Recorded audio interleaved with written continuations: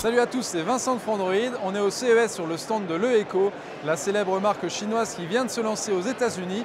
Et on va partir à la découverte de deux smartphones, le Pro 3, le S3 et d'une télé sous Android TV. On commence avec le Pro 3, le téléphone le plus haut de gamme de LeEco, qui coûte 399 € mais qui embarque des composants vraiment très haut de gamme. 4 Go de RAM, 64 Go de stockage, un écran de 5,5 pouces Full HD, un Snapdragon 821 ou encore une batterie de 4070 mAh avec Quick Charge 3.0. Alors la particularité du téléphone, c'est qu'il embarque une interface propre à LeEco et on a été vraiment perdu les premiers temps parce qu'on a voulu tirer la barre de notification pour trouver les réglages rapides et il n'y avait rien. En fait, il faut cliquer sur le bouton multitâche pour avoir ici les différentes applications ouvertes et en haut les différents réglages rapides. Donc c'est très déroutant quand on vient d'un Android stock, mais bon, peut-être que ça marche au quotidien, à voir. Au milieu, on trouve un bouton spécial, c'est pas le tiroir d'application, c'est un bouton qui va lancer la plateforme de vidéo spéciale de LeEco qu'on n'a pas en Europe. Sinon, on peut aller dans les réglages rapidement pour voir un peu à quoi ça ressemble. C'est pas trop différent de ce qu'on connaît. Il me semble que c'est Marshmallow, voilà, c'est la version 6.0.1. Voilà. Ensuite, on va aborder rapidement le design. C'est un téléphone tout en aluminium. Donc pour 399 €, on n'a pas l'impression d'avoir un... Enfin, pour 399 €, on en a pour son prix parce qu'il fait vraiment haut de gamme. Il y aurait peut-être un petit point qui me gêne un peu, c'est l'épaisseur du terminal.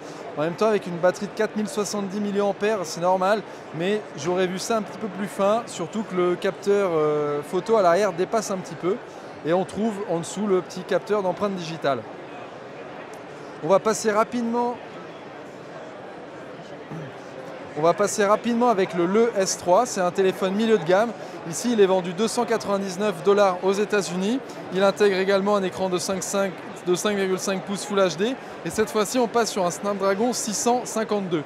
On trouve toujours le capteur d'empreinte à l'arrière et l'interface propre à LeEco, même si cette fois-ci, on a le droit au petit bouton, le tiroir d'application. Alors on nous a expliqué qu'en fait les utilisateurs du Pro 3 n'aimaient pas trop le bouton au milieu, qui préféraient le tiroir d'application, donc le voilà. LeEco prouve qu'il est à l'écoute de ses clients et c'est une bonne chose. Donc là on a le tiroir des notifications par exemple.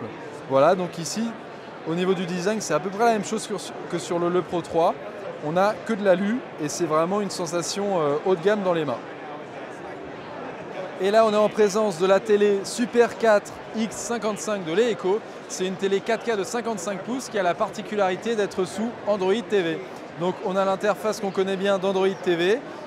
En fait, rien de très particulier, mais c'est toujours agréable de voir une télé 4K d'un constructeur proposer Android TV parce que pour moi, c'est vraiment la meilleure interface pour une télévision, très pratique. On peut lancer des jeux, on peut lancer Netflix.